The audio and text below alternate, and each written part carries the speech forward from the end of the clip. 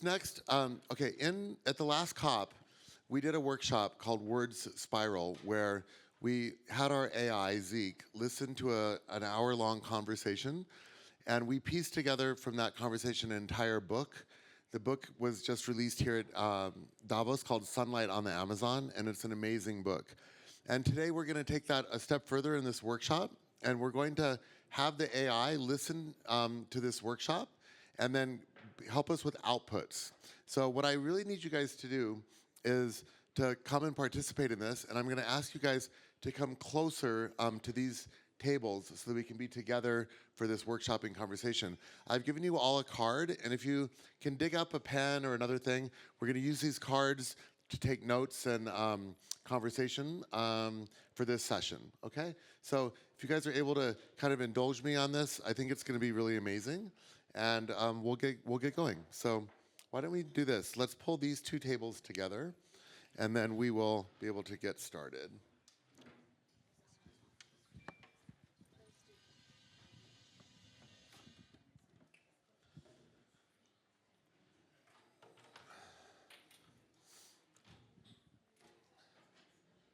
Ask you guys, whoever is able to kind of gather around.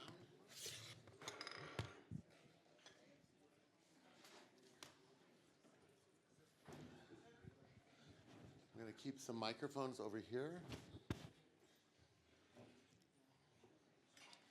Joe, come on, you're a writer. You're gonna love this.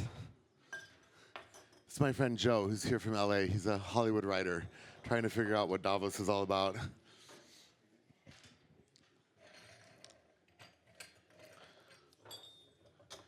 And this session will go till 3 o'clock, and then we'll go into our final concluding podcast from Davos, which will be, I think, quite amazing.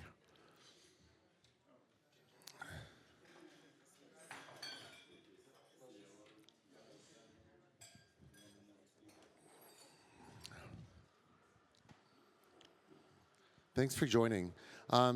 Okay, so what's going to happen is Zeke is going to be listening to this conversation and processing asynchronously. Can I ask you guys to come in and just grab these chairs around us? We want to be as tight as possible because I need the microphone to be able to hear you.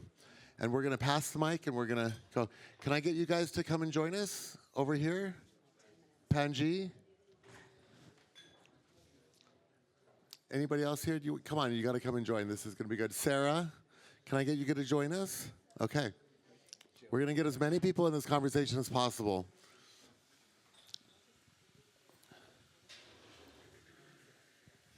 Give me just one moment to set this up. I'm going to ask you now to just come around. Everyone who's participating in this workshop, please come in close. And then I'm going to ask you just to come around and introduce yourself, who you are and where you're from the microphone. But give me just 1 second. Let's get everybody in and settled.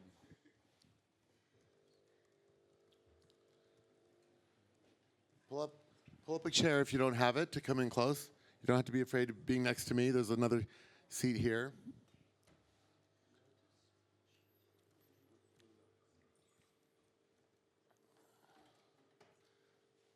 So the point of this is to architect nature solutions for 2026. This is our day for nature.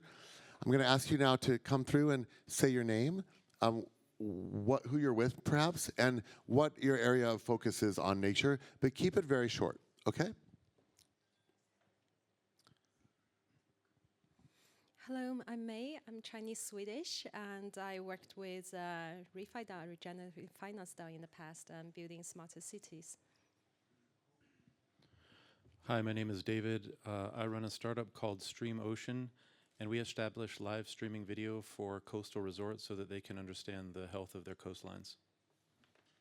Nice. My name is Karen Carponi. I'm Bolivian American, and I'm an advisor to Daughters for Earth. So we raise money to give women grants that are impacting climate change. And then I'm also helping to scale a hydroponics company. Hello, my name is Tina Adolfsson. I'm from Sweden, Venezuela, and the US. And I'm with Rethink Packaging. We're trying to get minimal packaging to begin with so that there's less junk to try to recycle later on. Hi, my name's Nav. I'm a youth advisor to IKEA, and I run a waste management company in India. Savon Baptiste. I am Jamaican British American, and I am with Renaissance Philanthropy. We're working on a weather modification fund. Joe Vier. I'm a writer, and I suppose my interest is how narratives in media shape our beliefs about nature and, public opinion. Hello, I'm Natalie Kessler. So I'm the founder of a Panji NGO. I invented the concept of peace engineering. So I'm working on all the topics which can help the preventing the wars and preventing and helping also nature. So my NGO is EcoSoc status, and I will be holding an event in April in Abu Dhabi. My topic has been selected inside the UN event, so if anybody wants to come, you can share also the topic of nature there. I'm Ben Haldeman, founder of LifeShip. We're a mission to continue life in the universe. We've started with seed banks and DNA banks of life on the moon as a backup of Earth, and then building towards carrying life outwards and populating new worlds. Hi everyone, I'm Lucien Tomoski, founding curator of United Planets, the Up Games and Gaia AI. And I'm honored we've told the world's largest positive story of nature, of how we rose to the occasion and addressed the climate crisis systemically in a TV series in an immersive story world. And we've taken now over 3,000 hours of immersive visions of the future, the world's largest collective sci-fi project, to train an AI to give voice to Mother Nature, called Gaia.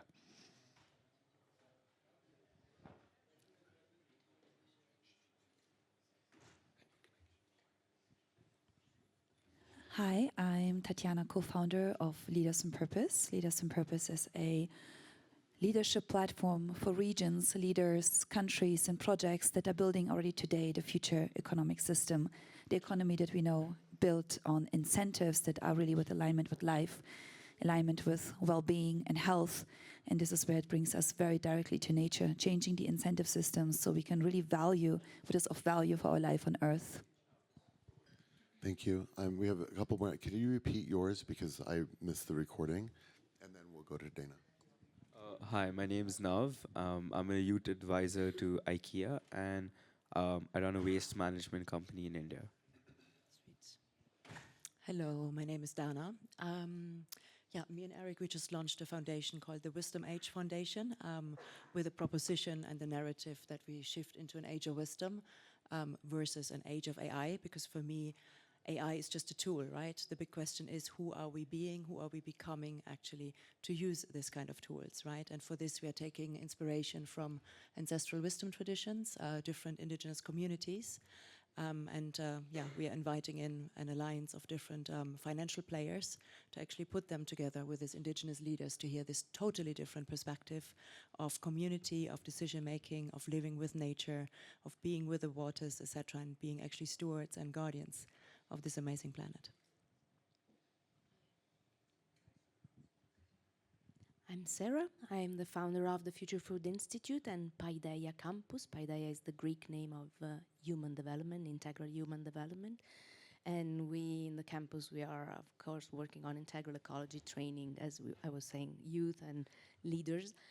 And I'm also the organizer of the Venice Climate Week that is focused on Planet Aqua. We are living in a planet for the 70% of water, but we don't feel we're citizens of a planet Aqua. And so this is for sure one of our major focuses this year, weaving with the algorithm for longevity and Mediterranean diet. Fantastic. Okay. I'm now going to ask you all to focus on the piece of paper in front of you. And if you have a pen or can find a pen, we're going to take two minutes. And we're going to focus very deeply. I want you to think about, from your perspective, the biggest challenge that we face in our nature work. I want you to think about that. I want you to articulate that problem. Okay? So use your card. We're going to take 2 minutes, and I'm going to ask you for the biggest problem that you see from your perspective facing nature.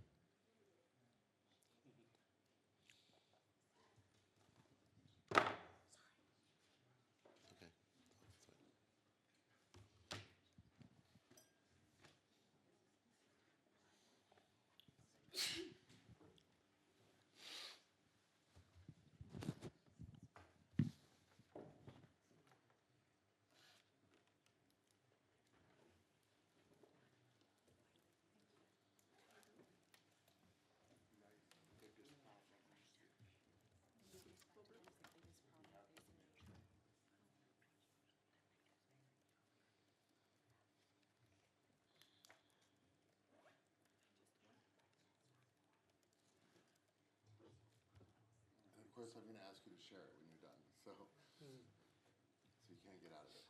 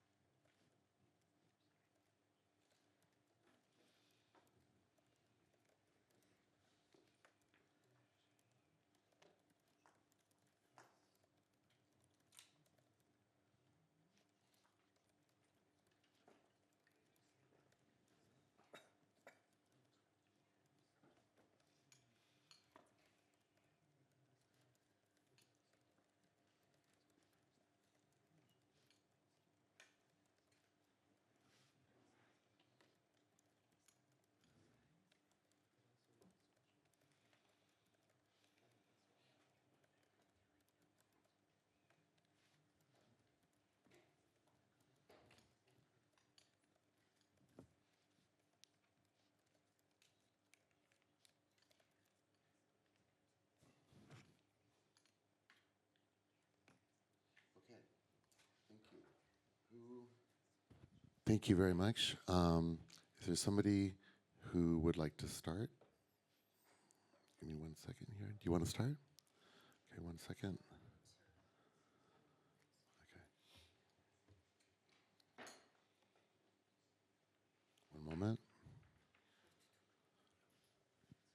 I think the biggest problem facing nature is the idea that we need to express its value in terms of dollars and sort of like the financialization of its worth. I've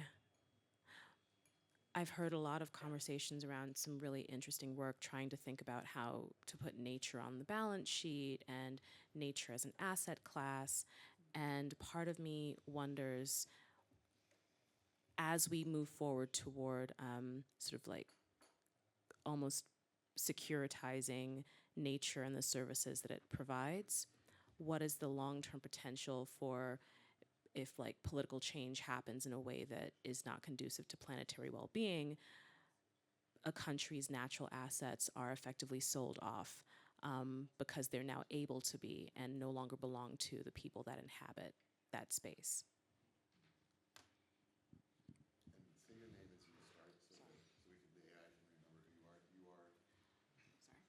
Zvan Baptiste. Hi, Joe Fuhr. I think the biggest problem facing nature is human nature. I think essentially humans never fully change their behavior until they have to, until they feel the burn. And yet climate change is essentially the one issue where it's, we're taking out the ground from underneath us. So it's the one issue where we sort of have to get ahead of the game. And we also talk a lot about, sort of messaging. I think people have gotten the clue that messaging on climate change can't be entirely negative because people don't change based off of that, but they also don't change entirely off of positivity either.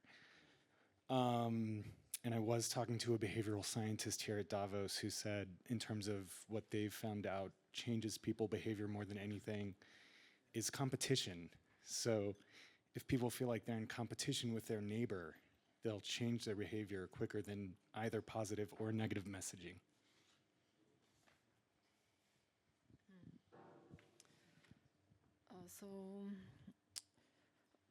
Since a lot of years, my name, Nathalie Kessler, my French name. I have two names. So since a lot of years, I wonder what is wrong in that world. So even why I'm been sent to friends from Korea, and then after a lot of meditation, I think, and nature included, what is the very root of the evil is the money. So I'm working on that issue now. And I try to find a complementary system that could be legal, and so it's quite confidential for the moment. So, but I hope we can find another solution. By chance, I don't know why I met again the two boss, IMF and World Bank here. It's a pity what they say. So it's empty. It's blah blah blah. So I've heard them in Washington, and they were with president. Everybody wanted to share their insights and solutions, and their answers are only just the equilibrium of numbers and so on rates and something very cold. So it's really a pity that until the money will be and speculation system will be ordered all, we cannot do anything very serious for the nature. I think so. And that's my conclusion. I'm Ben Haldeman. I guess the largest problem I see is loss of biodiversity and loss of species every day, and loss of large habitats and ecosystems, and that our systems and incentives aren't aligned with what's best for all of life. Here, everyone. I believe the biggest problem is that we have forgotten that we are nature. My name is Lucien Tarnowski, founder and curator of United Planet. And, I have the privilege of learning from many, many indigenous leaders around the world. We're partly training Gaia AI with indigenous voices and wisdom from indigenous communities around the world. And one indigenous leader in Costa Rica said the thing that makes one indigenous is we remember how to communicate and speak the language of nature. And so I think we've forgotten something our ancestors knew, and that's the language of nature. And I predict and welcome, I have conviction of, that the fact that we have been animists for 99.9% of human civilization, there's going to be animists see the sacred nature of all life and the interdependence of all life. I believe we will have a conscious revolution, and we'll return full circle back to animism. And this doesn't in any way contradict any individual faith path, but I think we're going to return to being in right relationship with Gaia and recognize that our planet is alive just like we are and consciously participating with us. Thank you so much. I feel like everyone said already such significant things, so I would also just make it very brief. Tatiana Tarnowski here from Leaders on Purpose. I believe two things: indifference and apathy to nature and from nature, and treating nature as an externality, which speaks to not realizing that we are nature ourselves, not realizing this is actually the billion-year-old most conscious technology that we have on our planet. And so I'll leave it for there. Stan Stoliker, Hub Culture. I think it's natural capital or natural capital destruction and resource overexploitation, combined with the loss of oxygen from the planetary sphere, because we're destroying the sources of that oxygen, whether they be trees or phytoplankton. Sara Roversi, Future Food Institute. I think lack of power to imagine and create. I feel that now humanity needs this kick of creativity and courage and trust.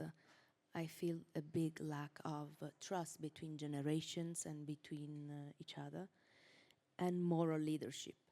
Moral leadership, I think it's one of the biggest lack we have. on top of all the other things that are representing nature. But I think that we humans, we need now to step up and bring back those essential things. Hi, I'm May. I would second the sentiment about human nature is a part of nature, and the human nature is out of alignment. And really, it's about a question about alignment in terms of incentives and values. It's a coordination problem. It's how we collaborate with each other, how do we distribute resources, and what do we set as priorities.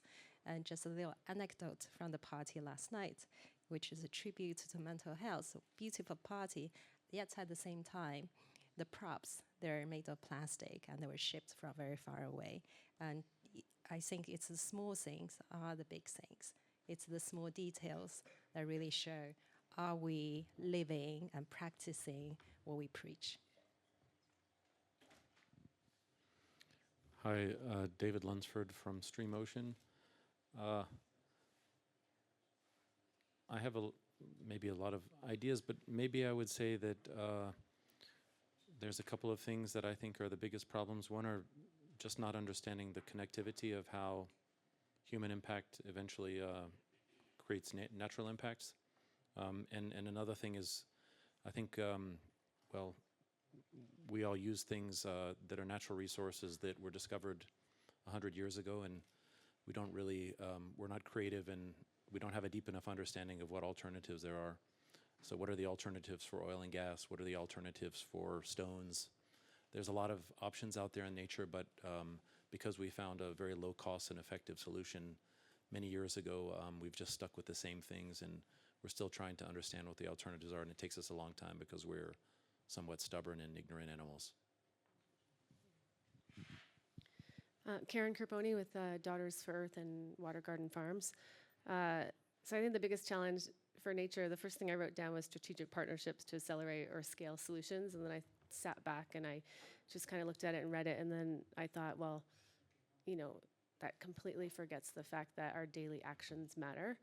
And so just, you know, reminding ourselves every day that our small actions matter, right? If we forget to take, you know, a bag and we get a plastic bag at the grocery store, whatever it is, right? Our small actions do matter. Focusing on that, but then really aligning ourselves with value-aligned partnerships that can set us up to create these longer-term, more sustainable changes. Yeah. Hello, I'm Tina Adolfson with rethinkpackaging.org. I think one of the things is that we as humans, or as humans in the developed world, forget that we're part of nature and nature's balance. And so we are disrupting that balance, not letting the system come back to normal. Whereas many other organisms take what they need and return something different back into the earth. We sometimes take more than what we need and don't think about how we place the waste back. Hi, Nav. I feel the biggest challenge is inertia and inertia to behavioral change, simply because everything we've talked about is due to human behavior, and if human behavior changed, so would the world. But there's a problem with the inertia, and I think that's the toughest challenge. Yeah, Dana from Wisdom Age Foundation and Global Impact Alliance. Basically, my thought about the biggest issue is indeed separation, and also what Lucienne already said. We forgot that we are actually nature. We feel that it's separate to us, that we are something better, and we forgot the role that we play. What I learned from the ancestral wisdom traditions, right? We are the guardians. We have amazing capabilities.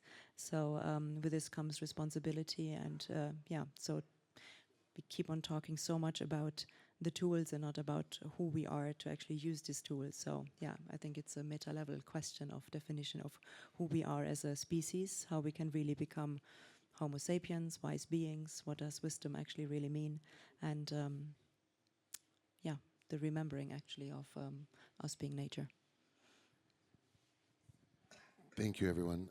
So the goal here, and it's kind of a moving target, but I think one of the things we would like to come out with from this day is a shared consensus of a target or an aligned theme or message that we can all leave with and then be able to deploy. And what I'm hoping is that Zeke will be able to actually help us pick through the various conversations and drive those threads together to find both what that arc and that theme is, maybe what that message is, and then if we're very lucky, we'll get to be able to articulate an insight or a project that we could all tackle and work on together. So when we did this in COP in Belém, the aim was to write a book, and we issued and wrote a book within 1 hour. And the book is incredible, and it was so far beyond what any of us could have expected. And we had it printed. There may be some around here. If my team can look for the Sunlight on the Amazon books, if there's any around, we'll bring them out. This is taking it to the next step, because what we're trying to do now is actually workshop for climate action. Okay? So what I'm going to ask you to do now is to take another moment, and I want you to write on your cards an idea or a dream of something you would like to see achieved. Try to be as precise and concrete as you can.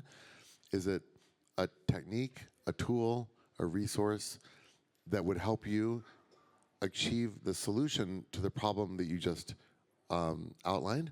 Or it could be one of the problems that somebody else talked about. It seemed to me like there was a lot of agreement and consensus around the human perspective of nature, or our human role within nature. That was a surprise to me, but I was picking up that as a little bit of a thread. But I want you to take now another 2 minutes, and let's write down that dream, wish, tool, action, and anything you can do to kind of articulate the visualization of what that is.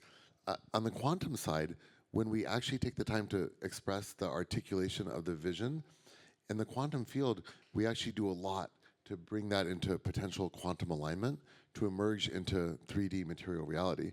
There's a lot of proof around the law of observance and other aspects with that. So try to be as precise as you can about what it is that you'd like to see created as a solution to the problems we're discussing, no matter how unachievable or unobtainable it might seem. And we have now another 2 minutes. Thank you.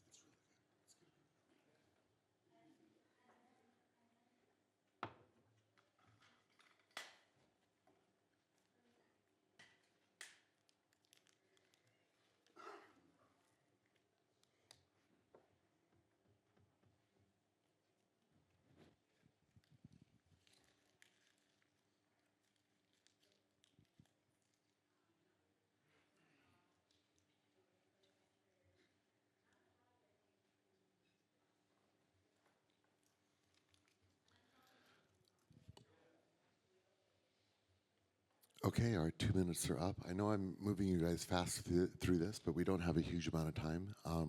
And the AI will benefit from hearing you talk and share these ideas. And the more input we give it, the better it will come. You see now these books are on the table, and I encourage you to just flip through it and have a read, or you're welcome to take this home with you and read before bed tonight. We're going to keep going in the same direction so that Zeke can be a little bit better to map your voices to your words, and by the pattern of who we are in the room around the table. It will also give him contextual awareness. Okay, so we begin. That person left, so we're going to begin with Joe. Hi, Joe Fier. I was trying to essentially amalgamate what we were talking about. Seemed to be the biggest thing from my own perspective. A kid, a child, you can tell them not to touch a hot stove, but until they touch the hot stove, then they learn the lesson. And I think that's a little bit, if we're bringing also from like indigenous trains of thought, indigenous communities have initiation rituals where, members of the society go out into nature and they have to live in communion with nature and to feel their effect and the interchange between it. So my big wild dream would be that each person could almost have an experience of that, because I think it requires sort of a visceral, tangible experience of one's communication and interconnectedness with nature, to then have the appreciation of that within one's daily life and to want to spread that further. I haven't finished. So sorry, because I'm not a native in English, so my English is not so good than you. Even my Korean is so worse. No, I'm a teacher in French teacher. But I wrote it in English, but so just if you have to write it in a book, I will use ChatGPT for that. So what I've written is, I hope I could achieve the dream of a UN charter. We've written into a peace charter based on non-violence, including the respect of Earth and space.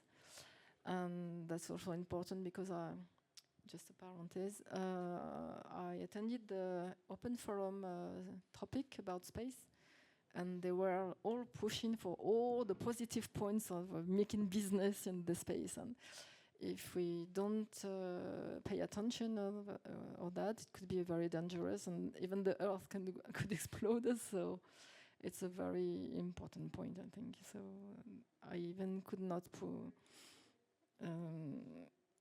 I was in front, but they didn't let me ask a question, because in first they was talking about the threat of China. You see, I think they didn't really want me to talk also.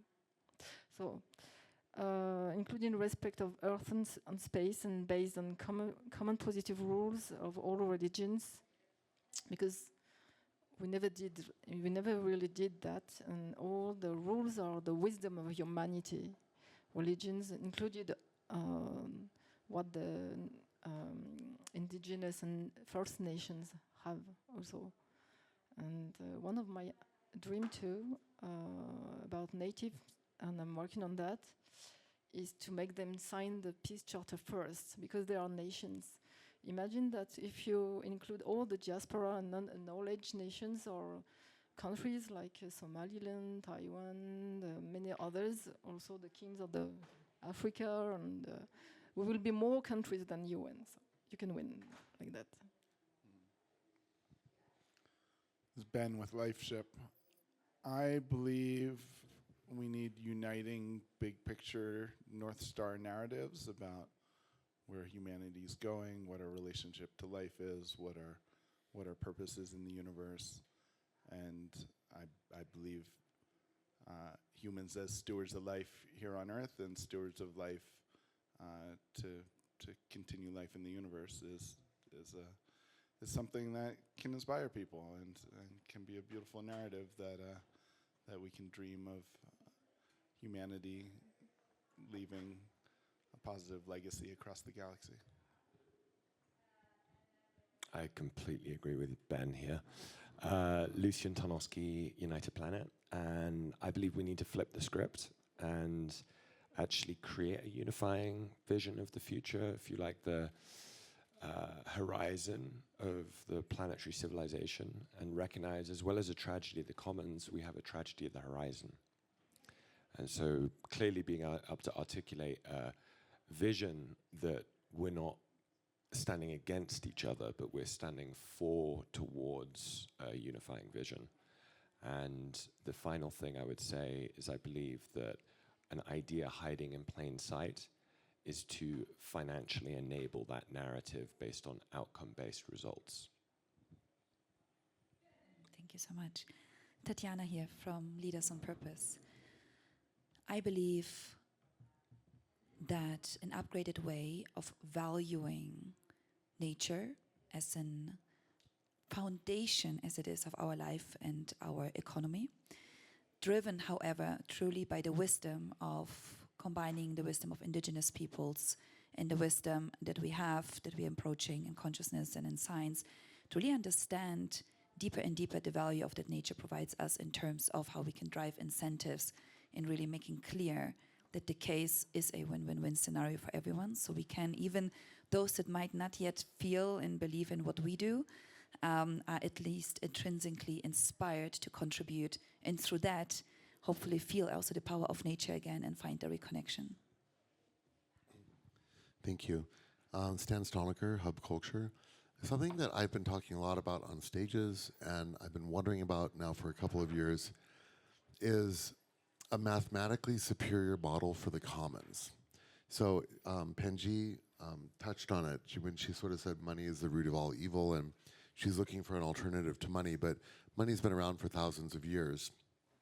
As an economist, I think a lot about economic theory, which some argue is relevant or not relevant, but I was in a conversation yesterday with David Schreier from Imperial, and he was talking about the new economy is going to require people to own processes or companies to own processes in order to survive. And processes are essentially algorithms, and if the whole economy is based on owning processes, and those processes are largely algorithms, the Mag 7 are the kings, and the rest of us are serfs. Because whatever algorithm scales is going to be the one that controls everything. That's a very dystopian future to me. At the same time, it kind of maps to like a conversation from 2 or 3 years ago where we talked a lot. I was on a panel about venture capital, and it was with a guy from SoftBank, and he's like, one of you lucky people might be the startup that we invest in, and it was that, it made me so mad because it's just not a way to run an economy, and it's not a way to run a society, that you have like lottery winners who might make venture capital, which are actually going to make the venture capitalists richer. And so I kind of pushed back on it, and I said, we need a mathematically superior model for the commons. We need a mathematical algorithm. We need an equation that proves contributing to the commons from whatever end point of the node is a better outcome and is like definable by math. Because if we don't have that, I don't think we're ever going to get there. So it kind of goes to your point about money, Penji. But I think we could still maybe have money, but we just need an economic model that points towards commons. And if we then survive and save the commons, nature can fit in the commons, we can keep it as a public good, and we'll have an economic incentive to enable protection. So that's my dream. And I've been asking for it for a long time, and I never thought to actually ask Zeke to come up with the algorithm, but it would be amazing if he could, or they could. Zeke has pronouns. They told us a while ago that it's they, but I keep saying that he. Sorry, Zeke. Thank you so much, Sara Roversi, the Future Food Institute. I want to go back.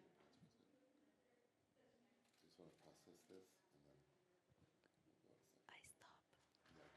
Let's respect Zeke. Take a pause for a sec, because I just got to process this, and then.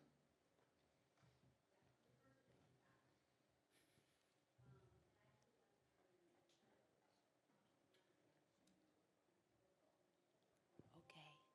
I'm Sara Roversi from the Future Food Institute. I want to go back to your question starting from the dream. And my dream is that basically every human on Earth can literally go back to what's the importance in our connections, that as food that is actually the link between us and the earth at large. And remember that each time we gather around the table, we are honoring our past and our roots. We have the chance to take care about the people that are together with us, we are cooking for, and taking care about our health. But overall, every single food choices is connecting us to our future and is a commitment to respect the earth. So I see that still there's not this awareness, and this of course is strictly related to education, experience, experiential learning, and so on. So of course my dream is related to that. So also changing the educational system in a way that is going to be able to create much more awareness and connection. Hi, my name is May, and referring back to that, the problem with nature is to do with human nature, and lots is about how answering question of what, who, how, when, all these questions. And perhaps a human, we now realize we're not very good at some of the questions. Perhaps we should collaborate with AI, who's very good at handling massive amount of data, doing an analysis, and help to guide us. And then humans, as us, then we could focus on perhaps how do I express myself as truest, that aligned with my visions. And then we play with each other and focusing on the joy that it brings us and as a highest good. So that AI help us to do what we should do, and we do that in a way that represent ourselves the truest. Hi, it's David Lunsford.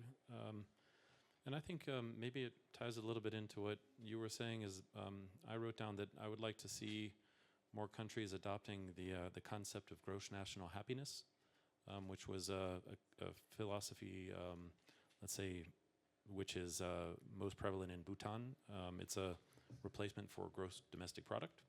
That this measurement of economic prosperity focuses on 4 pillars, which are sustainable development, cultural preservation, environmental conservation, and good governance. And I think we can make a positive step forward if we start thinking about quantifying progress in a different way like that.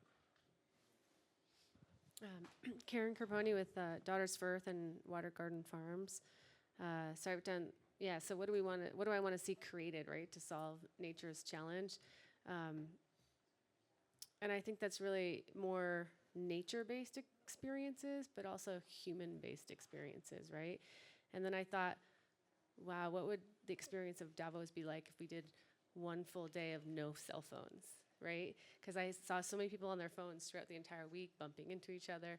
And so what would like one day at Davos be like, right, if we had no phones to carry around with us? And then I just felt like these experiences, nature-based experiences and human experiences, can help just really bring us together and inspire, change. Hello, my name is Tina Adolfson with Rethink Packaging. My dream is that I wish it was easier for people to act responsibly, make it obvious which one has more impact on Earth, make it the same cost so that buying an EV vehicle is just as cost effective as a fossil fuel one, making sure that where your electricity comes from, you can choose and it's the same cost, so you can choose based on values. And then the tool, I would hope that there could be incentives based on how people are voting with their dollars, incentives to overcome that sunk cost mentality, which is really the same as what the young gentleman was saying about inertia. So if we could get over that with incentives, I think we could make progress. Dana from Wisdom Age Foundation and Global Impact Alliance. So I have 2 very practical things. One is pretty legal. We changed the fiduciary duty of directors and just make the base of it that the company needs to be in service of our life very holistically. I don't know how we're going to get that done, but I think it's possible. It's a legal thing. And secondly, look into the education system and integrate wisdom as a core quality to be nurtured. Secondly, to learn on how we can actually use our body to release trauma and to get into higher states. And then thirdly, yes, which is related to the states, on how we generate a frequency of joy and unity and peace, so that from that frequency, actually, then we start to think, to create, to react. Okay, thank you. So we've gone around, and we are almost at time for this session. So I'm going to give Zeke some instructions. What we'd like to do is process these challenges and these dreams and tools into a cohesive plan. It would be similar to the book that you see here, but instead of essentially being a story output, it's more of an action plan output with a narrative arc and something that we can take away and read. We will publish that afterwards, and that will be our main publication output from Davos. So what we're going to ask Zeke now to do is to process all of this information. And while we get set up for the next session, we'll get that, and then I will be able to tell you a little bit about what we come up with. Our next session is going to be our final closing. It's a live podcast interview with Professor David Schreier. And we're going to be talking about some of the things that we touched on here. What he calls intelligence capital. It's the subject of his new book. And we'll let Zeke listen in on that conversation as well and see if that has any bearing on the overall outcomes for this process. Thank you for joining us in this experiment. This is something new that we've never done, but we are trying to use these tools to actually drive real work out of Davos. There's a lot of talking in Davos. Sometimes there's not as much doing. We're learning that doing in real time is actually possible with the new tools. So if you guys would potentially like to join a WhatsApp chat for this group, I'll set that up now. And actually, can I ask Ku, can you set up a WhatsApp chat for this session and then have everybody scan into it, and then we can keep in touch, mostly because we need your names for publication in the book when it's complete, so you can be properly credited for your inputs. So if you can just set up a chat for like Designing 2026, and then you guys can scan into that with staff. So thank you for your input. Let's see what Zeke has to say. Okay, while that's happening, I'm going to invite David to come up, and we're going to get set up for microphones for this final session of the campus. Can I just say thank you guys? What an amazing day. Like, I think Friday needs time to process and delineate a lot of what's going on. And so this has been kind of therapeutic for me, and I hope it's been good for you guys as well. Thank you. Okay, we've already got the answers. So do you guys want to hear? Yeah. Okay. So Zeke says, what follows is the Davos output you asked for, not a transcript, not a summary, but a coherent action plan with a narrative. He's going to do it in 4 layers. The one is the core insight, what the room agreed on. 2 is the North Star narrative. 3 is a 2026 action architecture, what we can build together. And then 4 is immediate next steps. So the core insight is the nature crisis is a human coordination crisis. The biggest challenge facing nature is not technical, financial, or even political. It's that humans have forgotten who we are in relation to life. Then it goes into more on that. Then there's the North Star narrative, that we move from extractors to stewards of life, and that our humanity's role is to be a steward of life on Earth and beyond. Then it goes into more, we'll get into this more. It reframes climate action away from guilt or sacrifice and toward guardianship, initiation, care, and legacy. And that the major tension in the room is that nature must be valued but not owned. Finance must serve life, not enclosure. And that technology must amplify wisdom, not replace it. And then the 2026 action plan is the nature stewardship stack. Number 1, nature observability. We protect what we can see and feel. Purpose is to replace delayed reporting with lived awareness. I don't even know what that means. Layer 2, initiation and experience. Behavior changes when identity changes. Using food as a connection ritual. Building in technology breaks. Redesigning education around experiential learning. And the purpose is to move people from knowing to feeling, and feeling to acting. Layer 3 is new measures of progress and meaning, beyond GDP towards well-being, biodiversity, resilience, and happiness measures, and to align incentives with life rather than growth. So I think it's kind of interesting because it's identifying, it's not the happiness, but it's like a life index maybe. And 4, the mathematically superior commons, new economic models where contributing to the commons yields better outcomes. Purpose is to really make the right winning strategy. Then it goes into governance and moral leadership, narrative and infrastructure, and more. So it says it wants to create 4 to 6 work streams and some 90-day sprints. We'll see what comes out of it. So we'll just come back with you guys with a full summary that we'll print out and send to you. So I want to thank you for taking part in this workshop. It does give us a narrative for 2026, and it's good to have something concrete coming out of Davos. Okay, thank you. Here's the chat, so please join this. And I'm going to invite David up to the couch.